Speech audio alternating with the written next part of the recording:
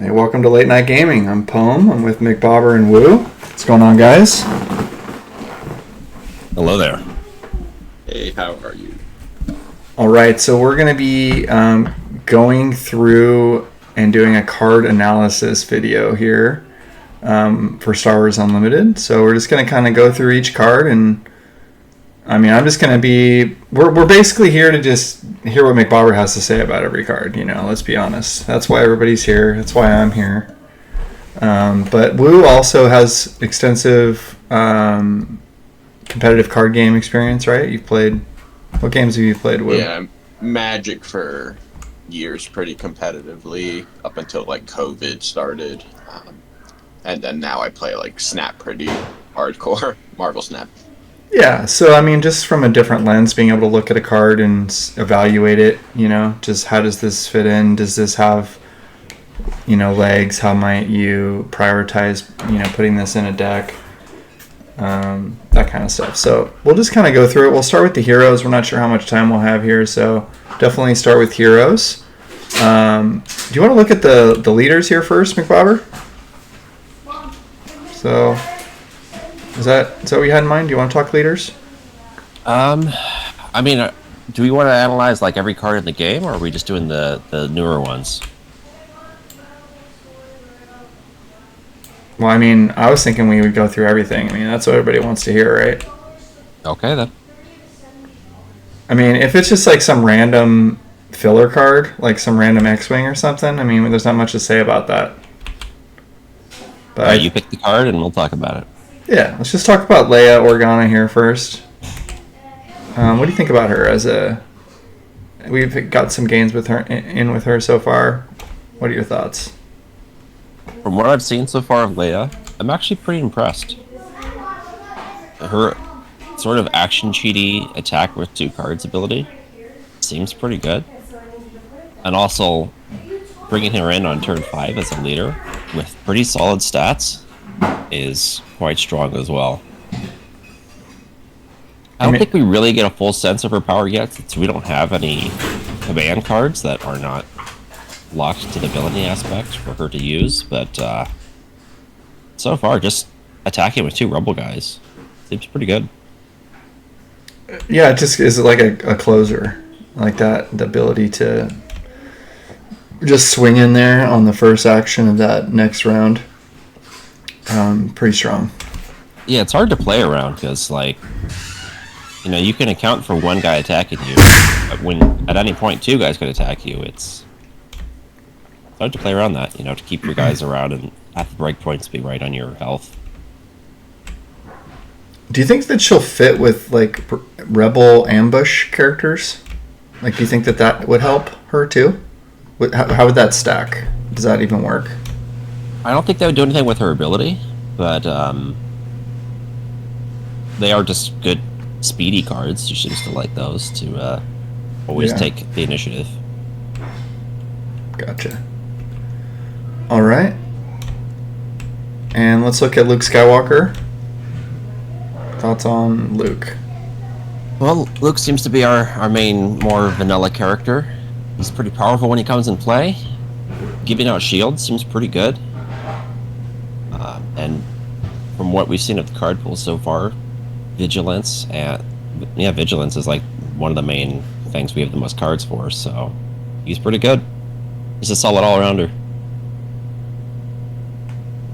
What do you think about Woo? What do you think about like the shielding ability when there's like direct counters to that? Like there's the Saboteur guy down here, Rebel Pathfinder, can ignore shields and or ignore Sentinel and defeats shields when it hits. So it's pretty much a counter. Yeah, and I think also just having little guys is often just a counter to shields because they don't care how much damage is coming in. It's just gonna completely remove the shield if they take 1, or if they take 10, it's the same thing. It seems more powerful when you have little guys too, because it's basically like doubling their health. Like if a guy only has 2 health and they get a shield, they basically just have 2 lives, as instead of 1. Probably less strong on big guys who people will just like poke and then chunk down with some big attack. So part of the strategy could involve just like going wide with smaller people as opposed to like one shield on one giant guy. But the card seems. I mean, Luke's actually the only card I've played with because I played against McBobber, running Luke against his Vader, and he comes out earlier than him and hits hard. Seems pretty like generic strong. That doesn't require too much build around. Okay. All right, let's go through some of these. Looks like Rebel space units. Any thoughts on these guys? Any standouts in the category? Which one do you want to start with? Let's talk about the X-Wing first, I guess. Okay, the regular old X-Wing. I don't think there's much to say about it. I mean, seems to be quite a vanilla unit. It's got no ability. It's just 2 cost, 2 damage, 3 health. That seems to be about standard stats for a 2 cost. Yeah, it doesn't look to me like a card that's actually probably going to make any competitive decks. Just like from experience playing games, this is usually like we're setting a baseline kind of power for things, and then everything kind of gets modified around that. Like even the next guy has the exact same stats with an ability. So yeah, I mean there's like a color restriction, but yeah, that's like that's what's making it harder, right? Like they've set the baseline as a single color is a 2 power 3 health, whereas you add the slight cost restrict like prerequisite, like you have to be in blue, but now it's just stronger, right? You wouldn't run it over the next card, Restored Arc 170, if you have blue in your deck. Yeah, I think if it's a choice between the 2 cards, you got 1 deck slot open, you're definitely gonna pick Restored Arc if you can use it. I feel like healing the base, like when I did that a couple times in our game the other day, McBobber, I got a couple heals with a few guys, like a Yoda heal and another heal here and there, and that ended up being the difference in the game. Yeah, I think Restore is a really powerful ability. Yeah, it seems pretty strong. Let's talk about Wing Leader. Gives you the 2 experience tokens. I'll chime in on this one first. I mean, I feel like this guy's pretty strong. I don't know. When this guy comes in, I'm pretty happy about it. I'm not really sure why I feel that way. It's just it feels good to give stats to somebody else and just get build up a big guy, but it's hard to say. Yeah, I think Wing Leader is an excellent card. If we look at it just as stats, and his 2 experience tokens are 2 damage, 2 health, so he's basically a 3 cost for 3, which is very well costed. I think that might be better stats than just about any other unit for that cost. And then you can put and those. It also gives you the versatility of he's basically splitting his stats between multiple cards, and you can use those 2 stats immediately if that other character is ready. I think that's the key. Is it's like a 2 damage from hand card almost, like it. Like usually you play a unit and they're not able to get their stats that turn, but you get his that turn. So that seems very good. And if you put those tokens on somebody that has like a really strong like ability, like a Yoda or somebody that you're trying to keep alive, that's even better. Yep. Excellent card. Experience is just it adds 1 power and 1 health, right? Like Yeah. experience point. Yeah. Yep. It's also this seems like a strong card to like throw shield counters on, right? It's got 1 health. You just doubled its life by putting a shield counter, basically giving you 2 extra power. Yeah. If it has to go, wait. So the tokens can't go on itself. That's a little interesting restriction though. It has to be another friendly Rebel unit. So that's you need to have another guy on There's play. a little restriction there. Prerequisite, right? But I mean, usually that's something you can manage here in this game. So. Oh, and it can. There's no restriction on who it puts it on, right? It can put it on ground units too. That's correct. Yeah. So you can put it on your leader. And then, if you had some sort of way to reset your leader, which you do, with this Leia, you can start. I mean, that was a play I did. I put the experience tokens. Oh, it has to be a rebel unit. Does that work? It has to be a rebel unit, yeah, but I don't see any reset potential here. Already a resource. That's right. Sorry, I got confused. Well, there might be. Maybe they'll make a card like that. Oh yeah, the only way to reset. The Empire has a reset. Yeah, the Empire has that, but not the heroes. That's right. Okay, Ozzy Tuck, Liberator ship, gunship. What are your thoughts on this guy, the ambush? Well, he's not a rebel, which is interesting, unlike all of our other vehicles. So that is a slight downside. And you do have to be playing the cunning aspect to use this as well. Well, without getting that aspect penalty. But ambush seems pretty good. This nice beefy card that can enter and kill a TIE fighter right away and stick around with 3 attack. Seems solid. I can see that getting some play. Yes. The lack of, when it comes to cards like this is basically removal, right? It's a 4-cost, deal 3 to something that might stay around after to do it again. Yeah, and it probably does with that 4 health. But context always matters. Is 3 a good break point for killing things in the game? Because if it's not, this probably falls off. But if a meta game calls for being able to deal 3 to something, if that's very important, then this seems like a decent way to do that. I guess I want it, you also have to compare its value versus non-unit based removal cards that are just deal whatever amount of damage to something, deal 4 to something, deal 3 to something, and what's better for the cost. Because we have a card like that in the same aspect. So it's called Surprise Strike. It says attack with a unit, it gets +3. It's kind of similar to what you're talking about.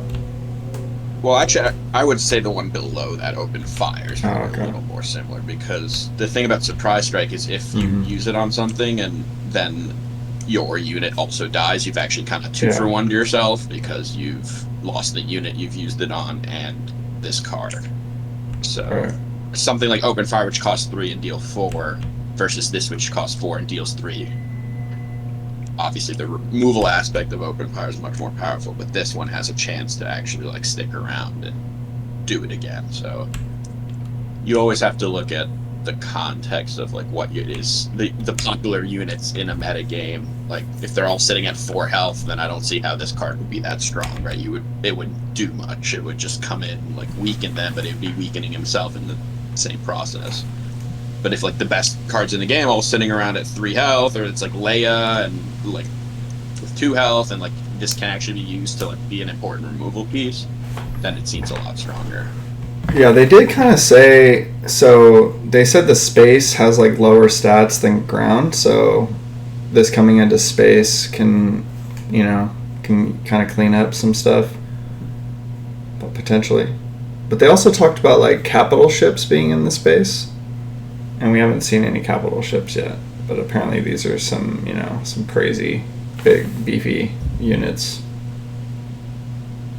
And Yes, when this says so far, all the other ships that we've seen have 3 or less health, so he can one-shot them all. But I'm sure there'll be beefier ships out there, yeah, like you mentioned. when it says you can attack an enemy unit, that means it has to be in the same zone, right? This can't go around sniping ground units. Right. All right, let's move on to hero ground units. So we've got R2, D2. Let you. I think he's real good. Okay, tell us about that.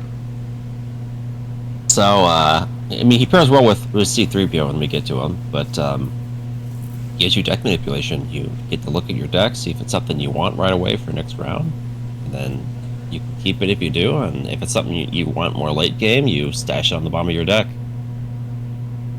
Seems good. I think that's high health. He's a really good target for the wing leader to put some experience on with his high health and low damage. And he's 1 cost. That health seems pretty crazy for 1 cost.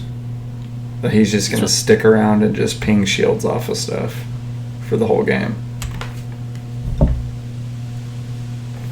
Yeah, I mean, looking at the top and being able to put on the bottom is like notoriously a strong magic effect, so I don't see why it wouldn't be in most card games. Just He trades well into the standard Stormtrooper as well, who otherwise seems like a really good card with 3 attack and 1 health.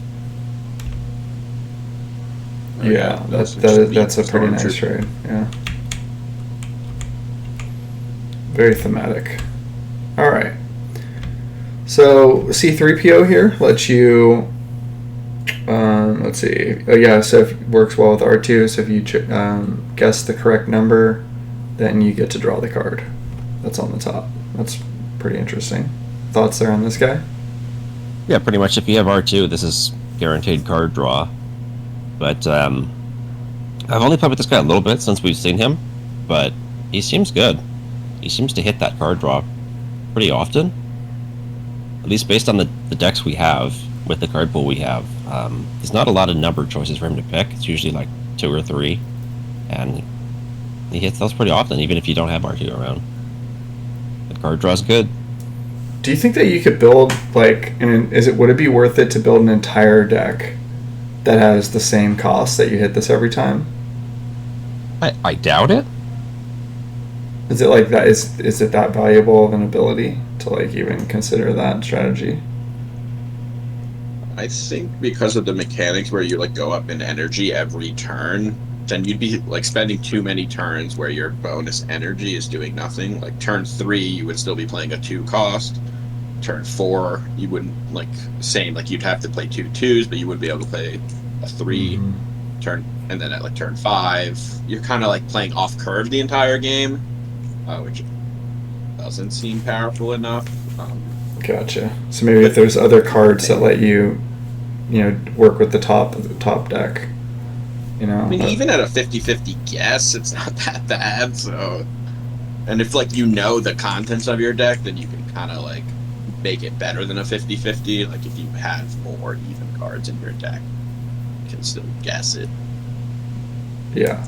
So if you're kind of like leaning in a certain direction, but you have some other, you have like mostly 2s and then some 3s and some other ones, but there's a bunch of 2s in there. You can just make sure you guess 2 and you get a 50% on it, or something like that.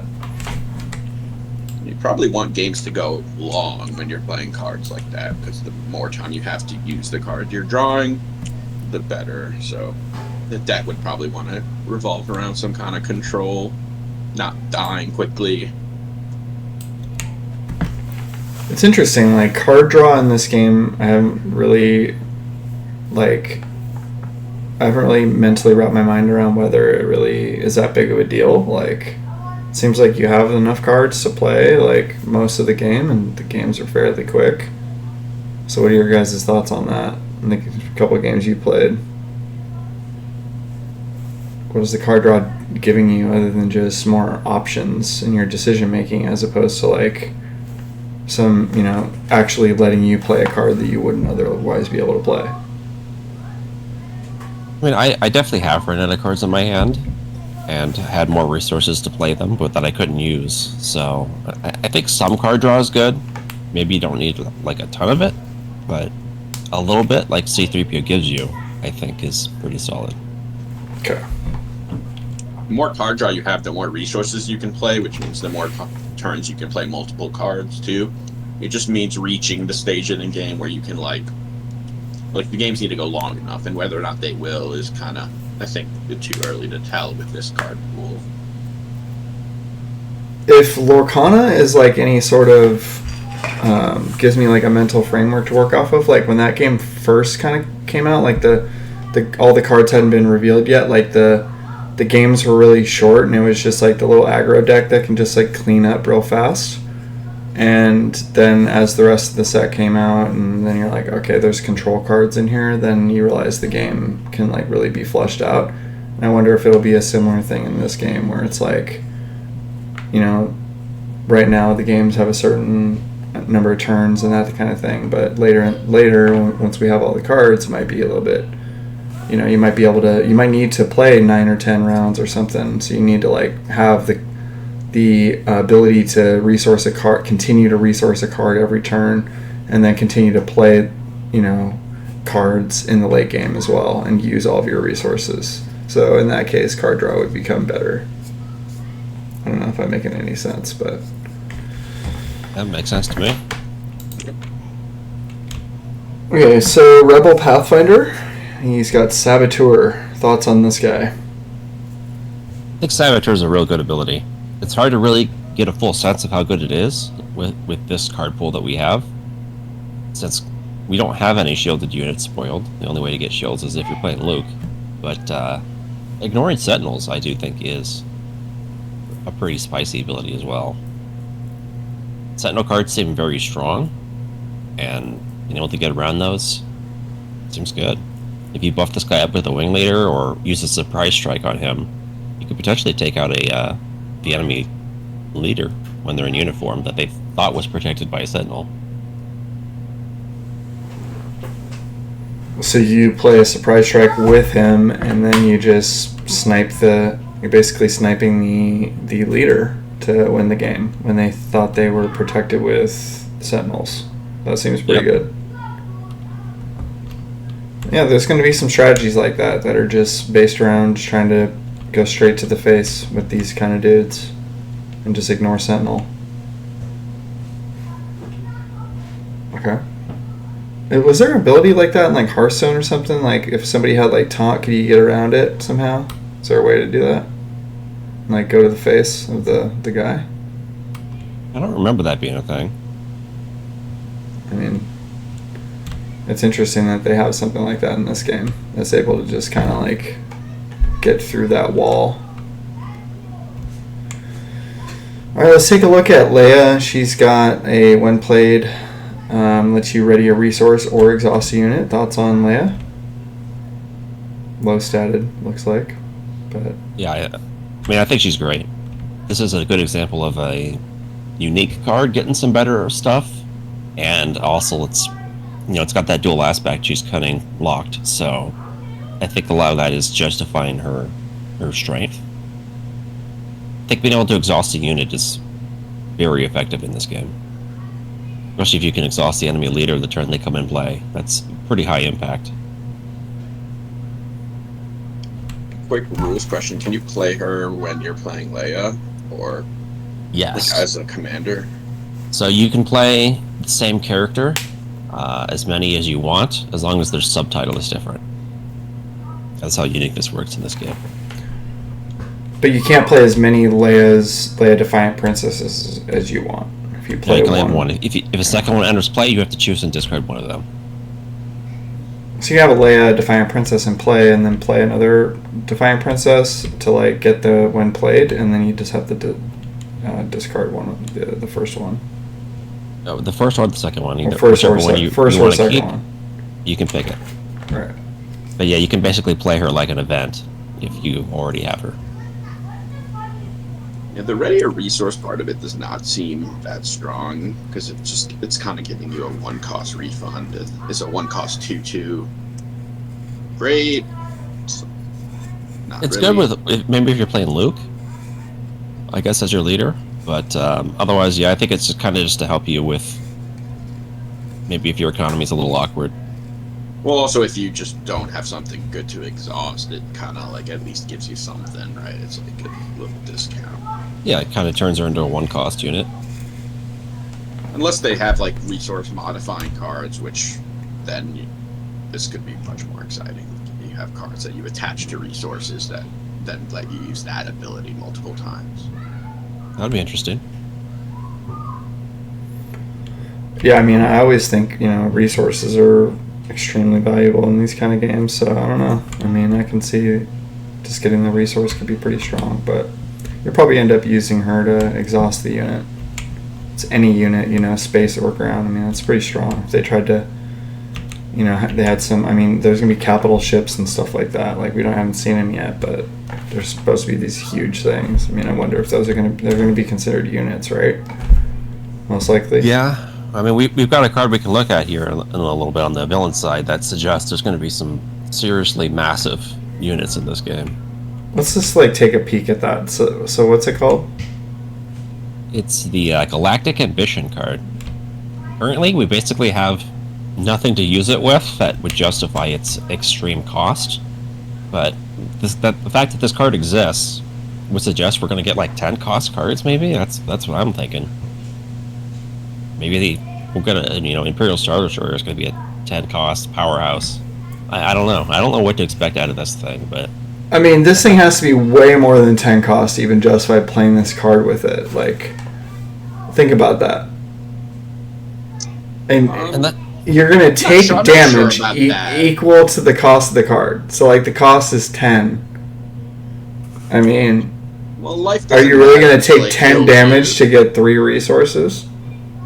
But each resource past, like, a certain stage is, like, incrementally more valuable because, like, the difference between a 1 cost and a 2 cost is not that large. But when you get to, like, really extreme costs, it tends to like add much more power per cost because the opportunity cost of putting in your deck is much higher because you often don't even reach that kind of stage in the game.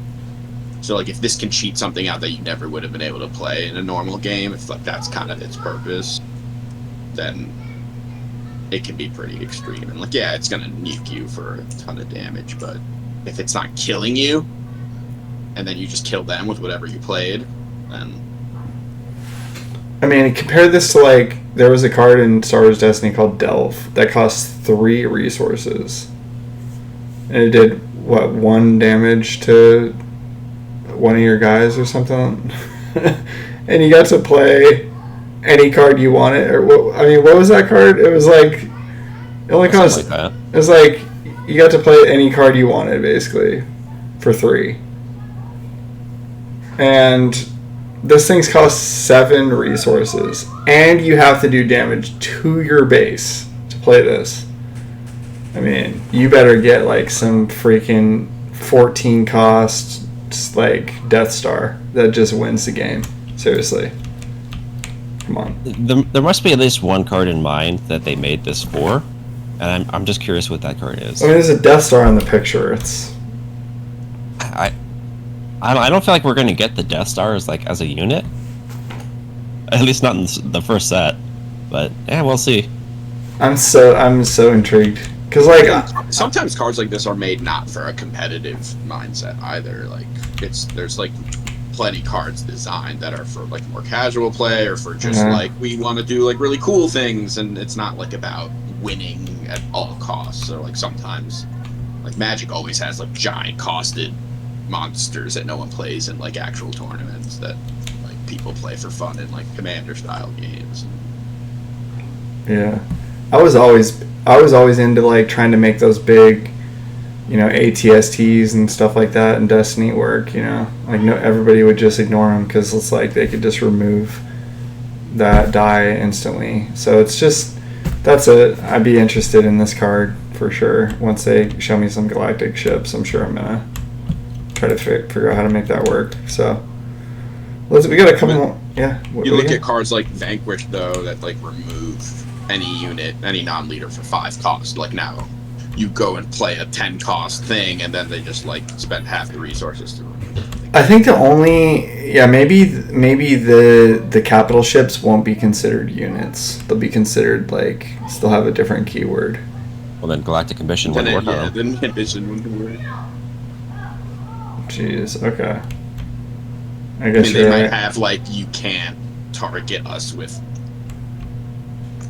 tactics or something. In the verbiage. Yeah, like can't be removed by an event or something. They have to write that on every single capital ship. Well, I mean, this game has token upgrades. They could have token units. Maybe when you play your Star Destroyer, you put a bunch of TIE Fighter tokens like in play. 5 TIE Fighters into play.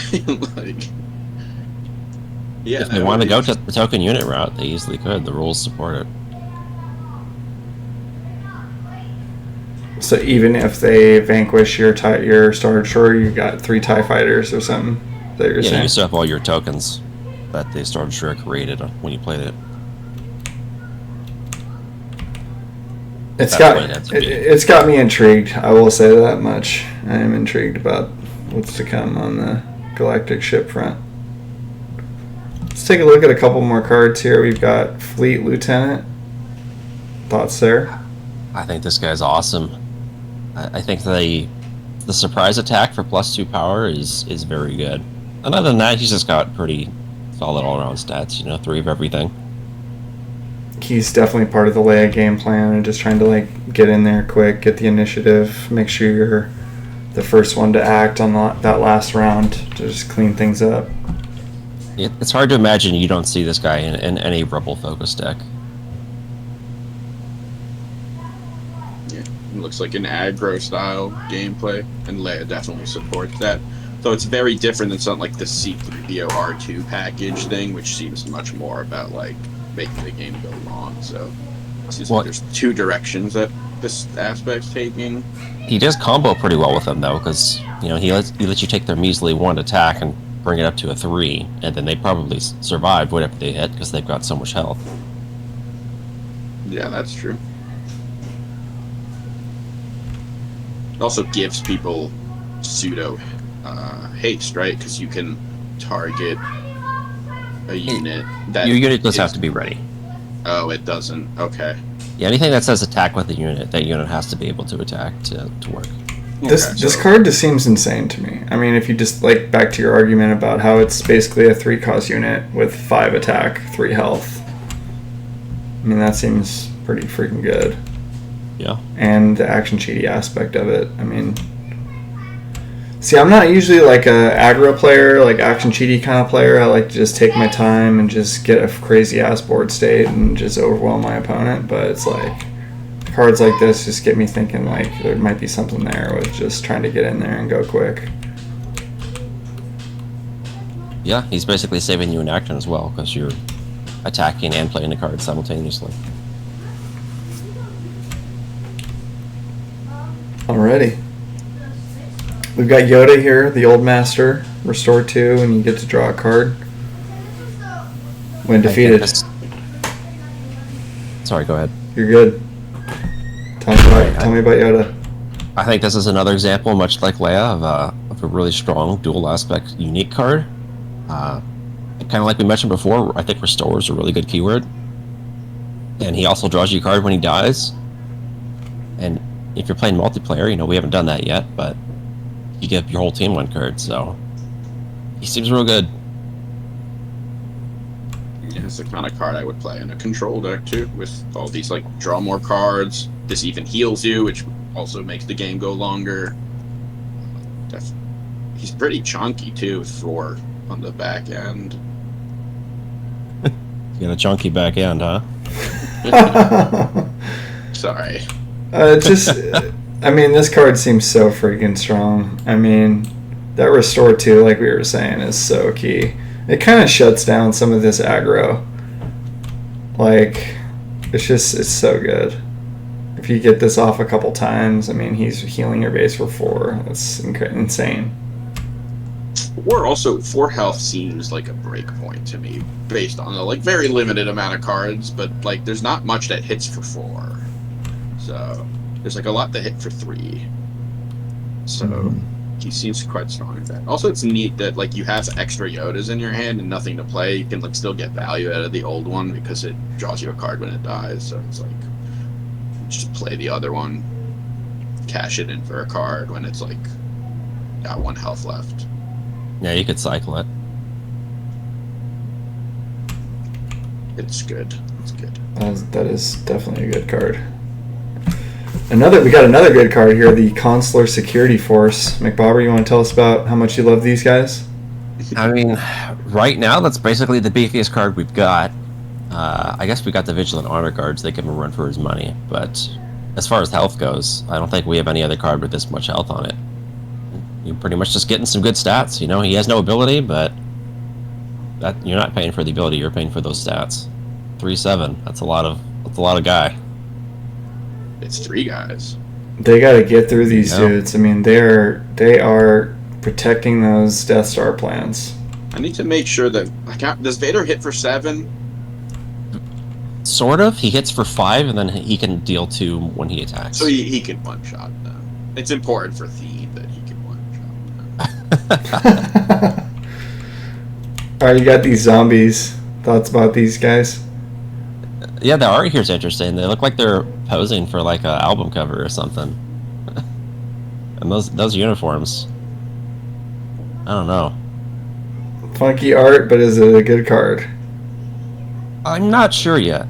It seems really expensive for what you're getting, and they only have Sentinel while they're undamaged, so it's like they lose that Sentinel after they start fighting a little bit. I'm not sold on this card. I think I need to see more cards before I like this, but as it stands, I'm not super keen on this one. High cost, kind of a weird ability, and weird art. Kind of like this is like, it should, like, Sentinel, if it just had Sentinel, it'd be like a lot better, but the fact that they can just like touch it and then jump over it if they need to is... It's got Rebel with 4. I mean, that's nothing. That's something, you know, for Leia, right? Like, it can't be ignored. Yeah, it's so expensive though. It's tough. Okay, so we're kind of mid on this guy. Yeah, I'm not hyped by that guy. What about You're My Only Hope?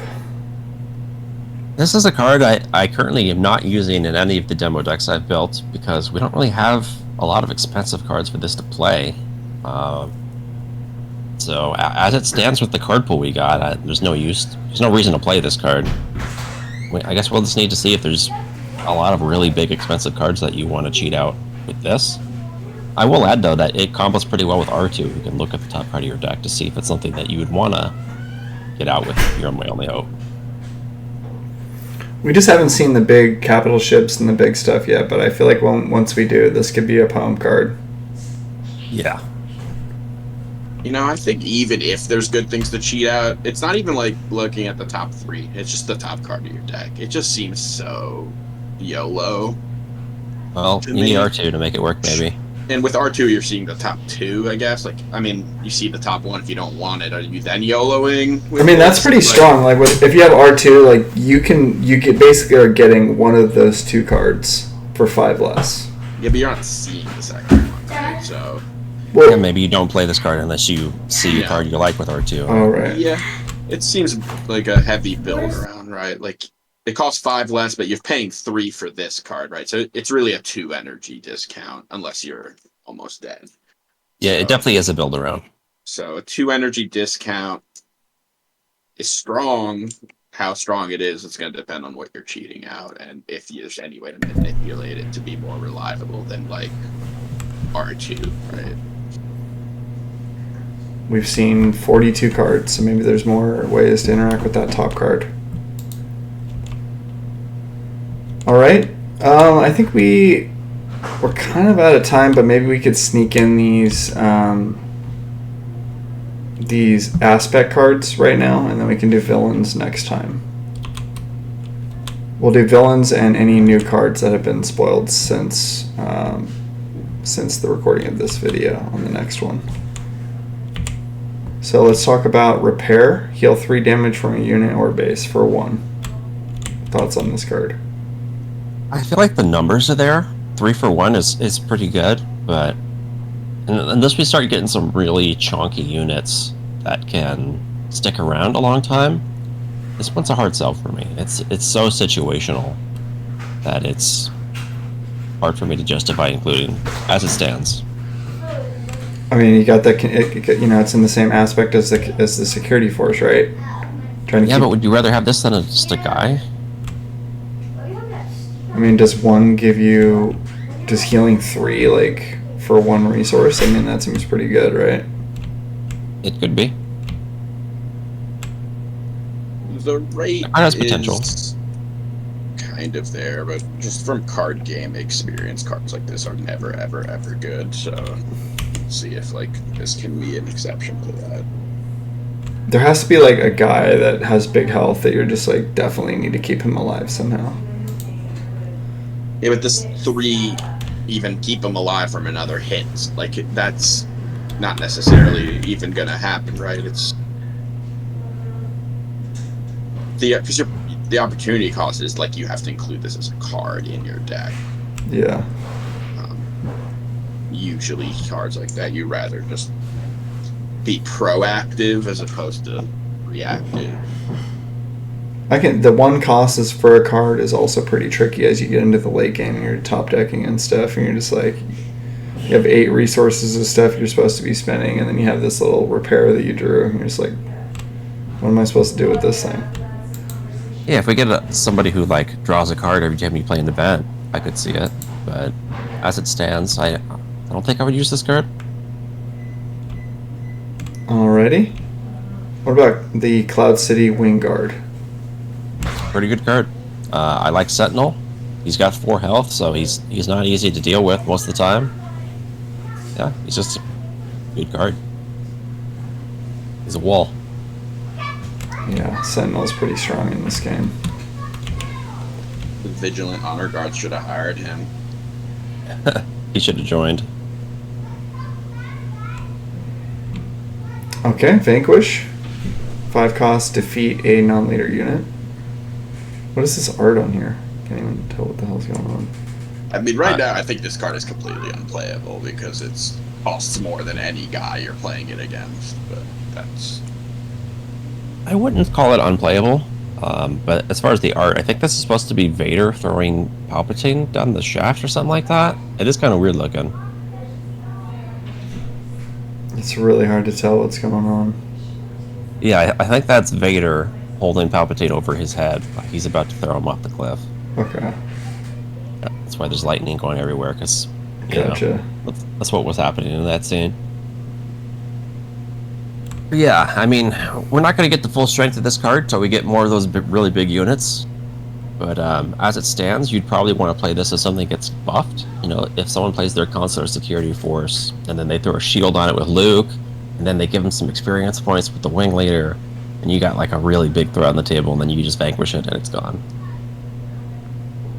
Yeah, I can see this card just wrecks my day 9 times out of 10 with the way I want to play. I want a Voltron. I want a big guy. I want 7 shields on a dude, and like try to reset him or some crazy thing like that. And like I get to do none of that. I get to have no fun. It is a non-leader, so you know if you manage to do that Voltron that you're talking about on your leader, then you'll be safe from vanquish. But everybody's trying to Voltron a leader already. I don't want to do that. I want some other thing. Like I want a ship with some turrets on it. Come on. I don't know, maybe it's just my Magic bias, but I can't possibly see this card being like actually good in competitive decks with its cost. It's so expensive for a removal. Wouldn't you just rather play the question as opposed to playing the answer that will probably net you a resource loss in comparison to what you're targeting? Like, obviously, if a bunch of giant spaceships come in and like that's what everyone's dealing with, then yeah. If this is able to work against giant spaceships, I think this card's going to see tons of play.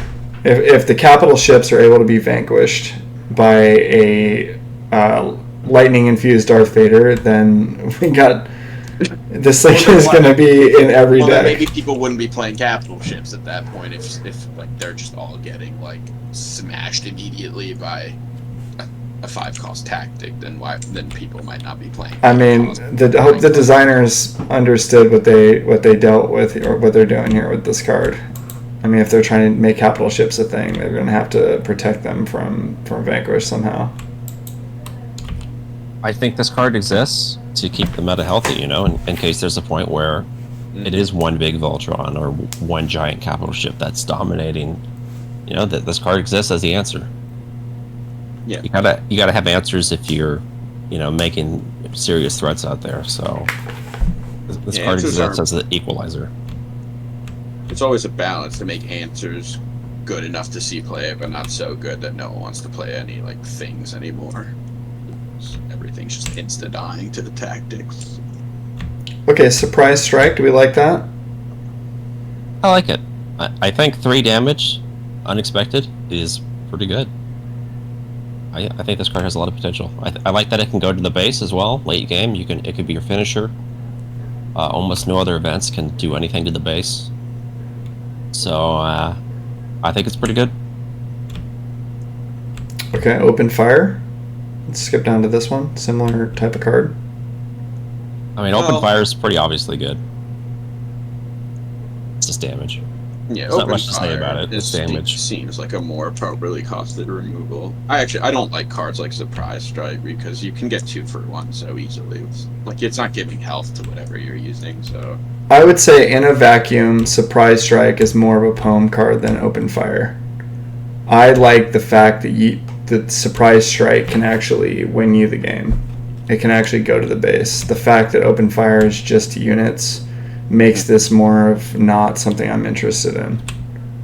The fact that Surprise Strike, can just, it's a closer, I like that aspect of it.